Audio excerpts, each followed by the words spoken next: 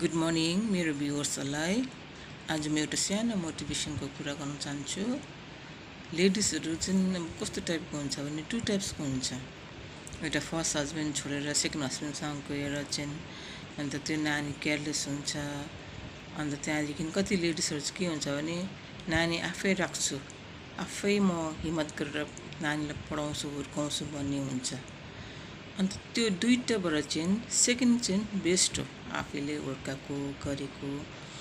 किनभने नानीहरूले विशेष त आमा खोज्छ, आमाको माया, आमाको केयर, आमाको लभ।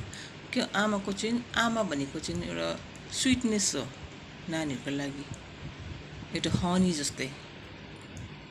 त्यही भएर म लेडिजहरूलाई के भन्न चाहन्छु भने जति सक्नुहुन्छ हिम्मत गरेर नानी चाहिँ आफै पाल्नुपर्छ, आफै हुर्काउनुपर्छ। किनभने म्याक्सिमम अहिले वर्ल्डमा संसारमा डिभोर्स हुँदैछ। अन्त होइन केटा मान्छेले सक्दैन भनेको सक्छ केटा मान्छेले, तर आमा भनेको चाहिँ आमा हुन्छ। वर्ड मम भनेको वर्ड चाहिँ कस्तो होला तपाईँ सबैलाई थाहै छ। त्यही भएर चाहिँ तपाईँले अब केयर गर्नुपर्छ आफ्नो नानीहरूलाई। अन्त अब त्यो सिङ्गल मम कसैसँग बिहा गर्नु मन छ भने कस्तो टाइपको मान्छेसँग बिहा गरेको बेस्ट हो भने चाहिँ जसको नानी चाहिँ ठुल्ठुलो भइसकेर गइसकेको हुन्छ, हुर्किसकेको हुन्छ, हो त्योसँग बेस्ट हुन्छ। अन्त एउटा चाहिँ के हुन्छ भने चाहिँ जसको नानी नहोस्। अन्त होस् त मान्छेसँग चाहिँ सिङ्गल ममहरू जानु छ भने चाहिँ बेस्ट हो। किनभने जसको नानी चाहिँ सानो सानो छ त्यस्तो मान्छेसँग गयो भने चाहिँ नि एउटा के हो, अब आइमी मान्छेहरू छिटो मन दुख्छ होइन। अब उसले उसको नानीहरूपट्टि ध्यान जान्छ, किन उसको नानी हो, माया लाग्छ होइन। सबैलाई आफ्नो आफ्नो नानी माया लाग्छ।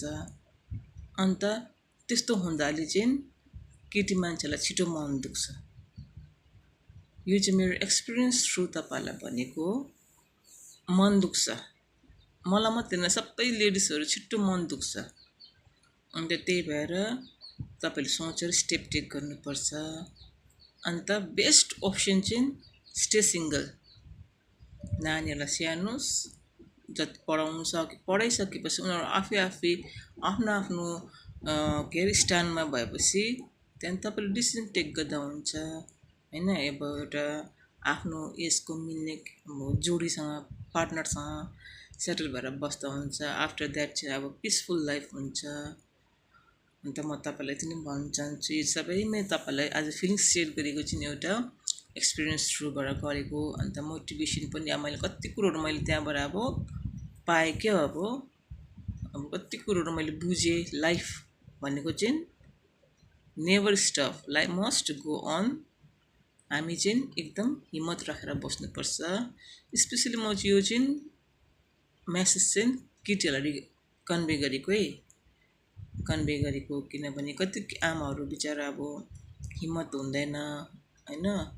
त्यस्तो नगर्नुहोस्, जति सक्नुहुन्छ सानो काम भए पनि गरेर नानीहरूलाई दुःख गरेर हुर्काउनुहोस्। किनभने कति नानीहरू मैले देखेको छु स्ट्रगल गरेको आमा बिना। अन्त त्यही भएर तपाईँलाई सबैलाई म त्यो भन्न चाहन्छु।